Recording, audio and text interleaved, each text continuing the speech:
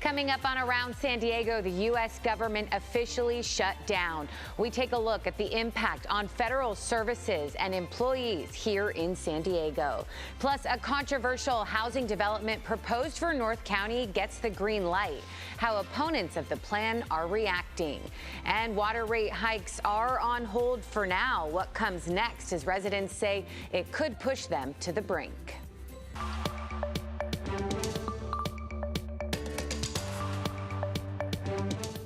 Hello to you and welcome. Thank you so much for joining us as we take you around San Diego. I'm CBS 8's Jenny Day, and I'll get you caught up on our top stories, and we'll look ahead at what's to come around San Diego. We do begin with politics. The government has been shut down now since Wednesday, putting roughly 750,000 government employees on furlough and freezing some services.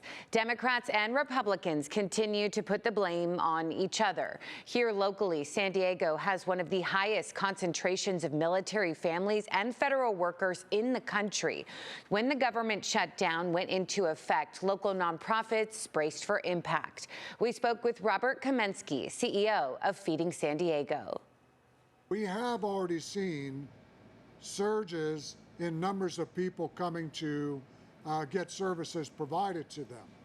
But that's been something occurring incrementally since April time period. Now it's going to be, is there going to be a step increase that's going to not so much overwhelm, but seriously stress the resources that we have? The San Diego Food Bank already serves 400,000 people per month. If you do need food assistance, the San Diego Food Bank has a map of distribution locations on its website. We do have that link on CBS8.com. Well, now to that controversial housing development in North County. It is moving forward despite intense community opposition. The Harmony Grove Village South project would bring more than 450 new homes to a community near Escondido. Opponents of the plan say in the event of a wildfire, the current two-lane road would not be able to support a safe and quick evacuation. Result in gridlock, and it's a real roll of the dice as to whether you kill people in these circumstances. The project's developer says that based on the fire experts that they have consulted with, their plan would be safe for the community. Well, right now, there is still no decision on proposed water rate hikes. The San Diego City Council delayed the vote until October 28th. The proposal could result in a cumulative increase of more than 60% over the next 4 years, starting in January. Wastewater rates could go up more than 30% over that same time frame. I would wish that they would have said no. I implored them to say no. My rent is 60% of my income. I'm retired, and if the water rate goes up that much, so will my rent. It's going to push me into homelessness, and that is not a very good situation for me or many San Diegans.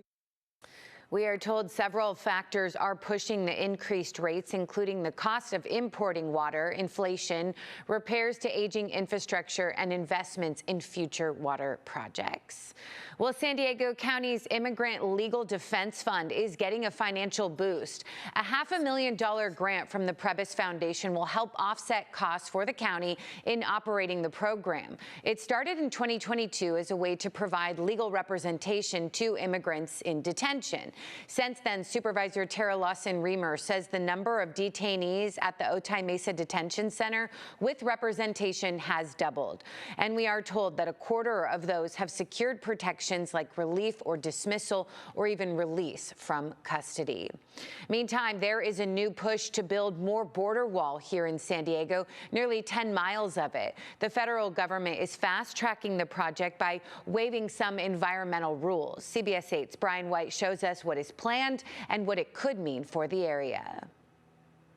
Yeah, they're adding new wall construction in two key areas. That's here near Otay Mesa and also outside the Tecate port of entry. That's 10 miles of new barriers to increase border security. The plan is part of a broader push to expand border infrastructure across the San Diego sector with new construction aimed at filling critical gaps and reinforcing high traffic areas. Border Patrol agent Eugene Wesley says they're adding more than just walls. With the lighting, the roadways, and the technology that we're going to be adding, that'll help give agents the time to work that illicit cross-border activity more effectively.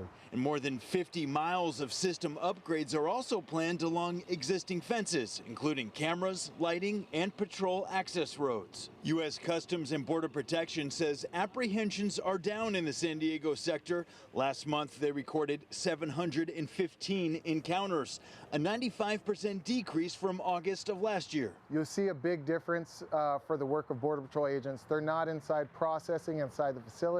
They're actually out in the field. The new wall system is funded by H.R. 1, or the so-called Big Beautiful Bill Act, giving CBP over $46 billion through 2029 for construction and maintenance. But not everyone's on board. Lakin Jordal with the Center for Biological Diversity says the government is waiving key environmental protections to fast-track construction. Seeing the wildlife, the communities lose their equal protections, these laws that apply everywhere else in the country, it's heartbreaking. It's extremely concerning. In July, the nonprofit sued the Trump administration over its use of environmental waivers at the Arizona border. These wildlife have evolved for millennia to migrate freely across the border in search of food and water. And now we're building this solid wall that will effectively wall off the entire state of California. CBP says there's no official timeline for construction just yet, but you can weigh in on the project through October 23rd. We've posted a link on CBS8.com. At the U.S.-Mexico border, Brian White, CBS 8.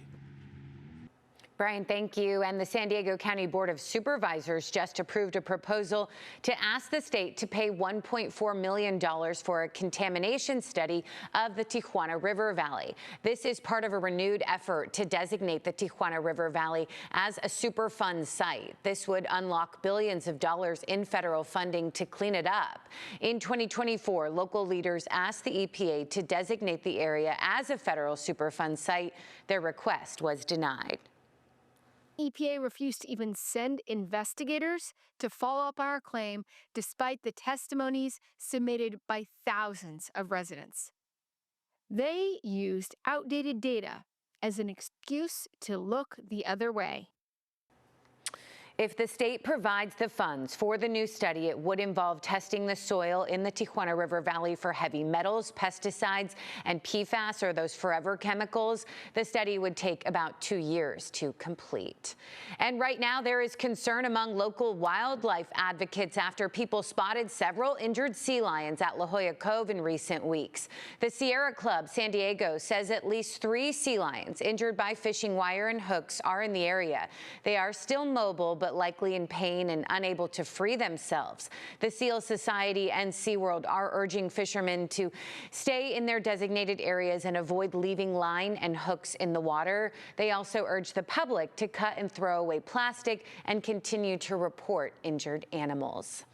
Coming up, what is happening now to yoga classes on the beach, plus allegations of anti-Semitism across California State University campuses, details on the federal investigation underway and what it could mean for students at SDSU.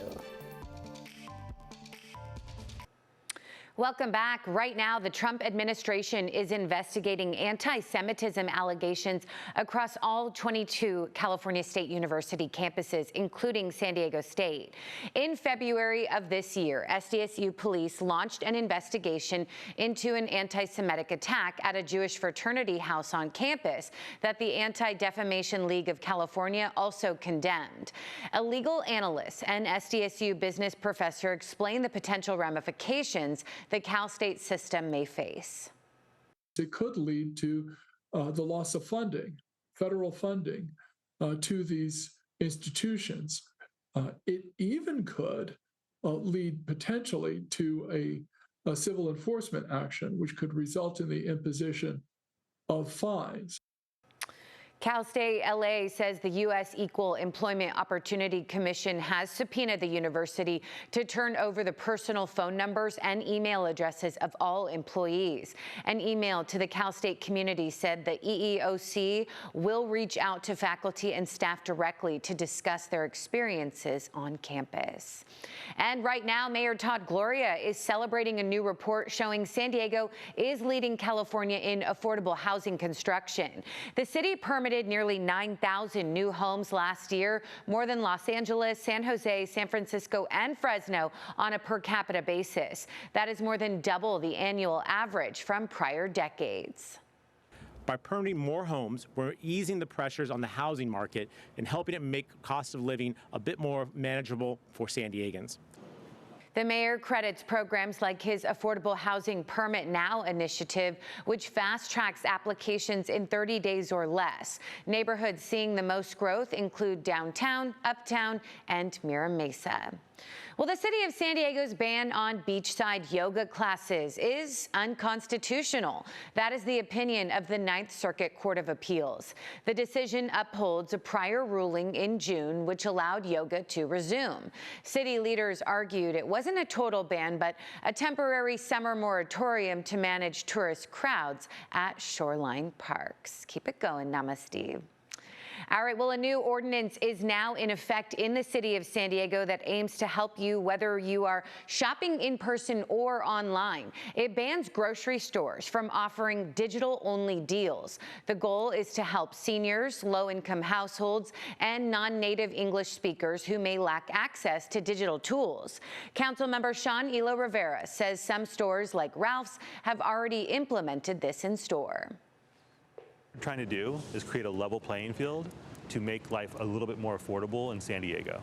And how different businesses choose to comply with that is up to them. I hope that they choose the route that is better for customers and ultimately for business, because happy customers are customers who come back. Yeah, Vons, though, says that some of their locations cannot yet provide this because many of their deals go through manufacturers and vendors. They say they are actively working to explore solutions that save you money. And graduation rates are improving within the San Diego Unified School District. That's according to new numbers just released by the district. They show the class of 2025 had a graduation rate of a little more than 90%, the second highest it's been since 2017. The new numbers also show students' college and career preparedness was more than 4% higher than the previous year's graduating class. My reaction when I saw the numbers, I always want to celebrate growth. We always have to think about, like, what is it that we're doing differently? How are we making sure that more students are successful? And so that's something to celebrate. We should be celebrating growth in order to continue to motivate that growth. Yeah, congrats. The superintendent says they focused on making sure students' diplomas align with the public university system, offering more dual enrollment classes across community colleges and strengthening career pathways. Still ahead, more new numbers reveal just how expensive life in San Diego really is, how much it actually takes to survive in America's finest city. Welcome back. Well, what does it really cost to make ends meet here in San Diego? A new study by the United Way of California reveals the actual cost to meet just the basic needs is vastly higher than what the federal government has determined. It finds that nearly 1/3 of all households countywide are not making enough to meet their and their families' basic needs. CBS 8's Richard Allen has a closer look. I think everybody's struggling here. It's really expensive. For many San Diegans, especially those with kids, that struggle to stay financially afloat can be intense. I moved out here thinking things were going to be, nice, settled, but nope. Should have did a little more research.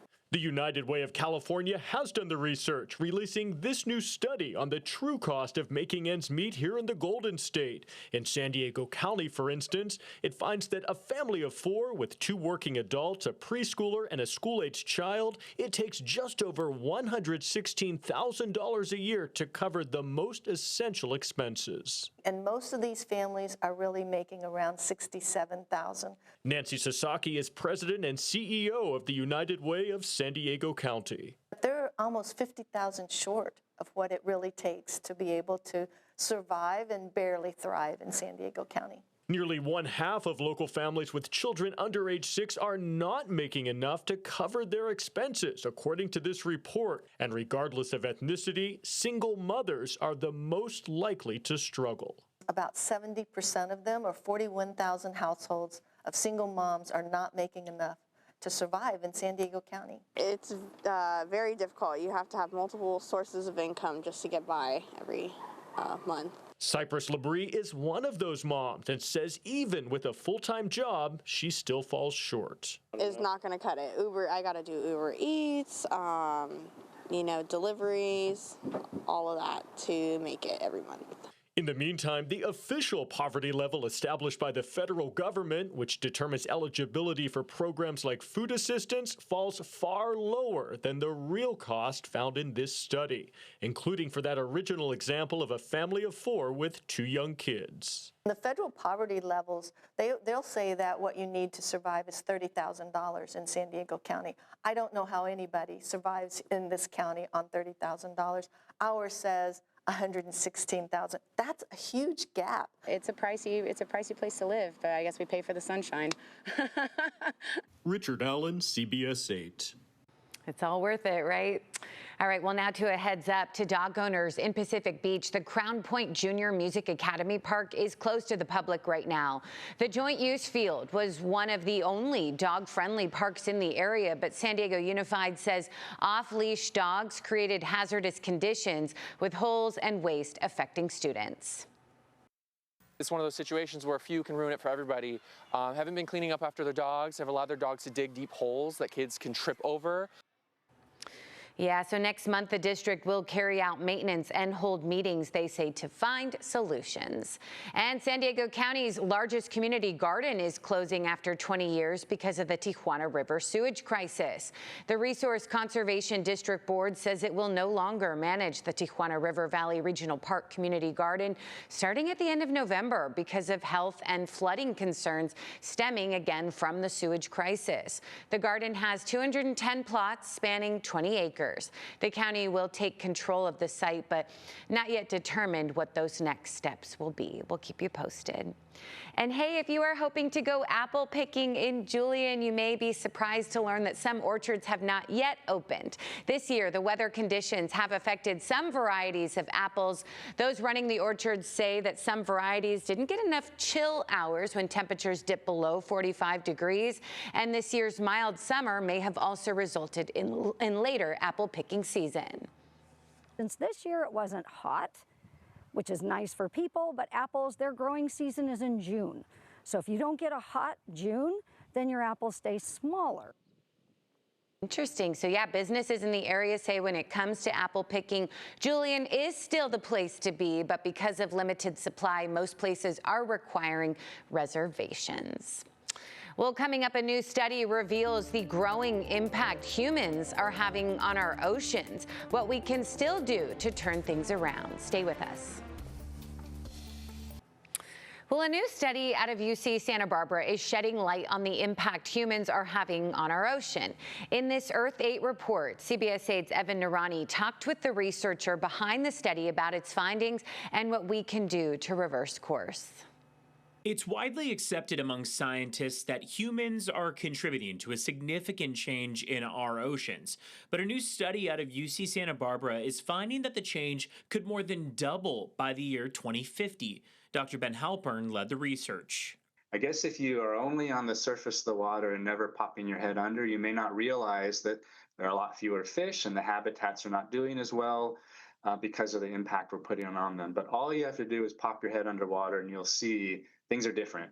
And they will start to be really different in a lot of places by 2050, by mid-century. The study dives into the combined pressure of things like ocean warming, overfishing, sea level rise, and acidification. It finds that cumulatively, humans are responsible for an alarming loss in biomass in the natural world that will only compound. The speed at which we are accelerating to much heavier, bigger impacts on the oceans, I mean, mid-century sounds like a long ways away, but it's only 25 years away. And so I think that was what was really, really surprising to me, is how quickly we're going to get to these much higher impacts if we're not careful. But Halperin says that's not a reason to give up. In fact, he views these models that can essentially see into the future as a powerful planning tool. So that's the real power of the work we've done, is you get the bigger picture, but then you can pull the pieces apart and really understand what are the main drivers, the causes of that change. And then that's the kind of information that the public, policymakers, businesses, resource managers can use to hopefully mitigate some of those issues and pressures and make things better in the future. And while a huge component of that change would need to be policy related, there's still a change that can be made by each individual too. In a way that's sort of analogous to the research I'm doing, the cumulative effect of all the people individually doing stuff can actually make a huge difference. The emphasis being that this talk of our future ocean conditions should be used more as a sobering warning than a prescription. It's a very empowering result in a lot of ways. It's a hopeful result that we can make a difference if we take action. Evan, thank you. And if you'd like to see more of our Earth 8 reports, you can check them out on our website, cbs8.com. Well, look at this. 2 young mountain lions have been returned to the wild. They went through 5 months of rehabilitation at the Humane Society's Ramona Wildlife Center. The orphaned and malnourished cubs were rescued in March. They received specialized care to build essential survival skills like hunting behaviors and natural wariness of people. They were just then released back into the wild in San Diego County. We're coexisting, y'all.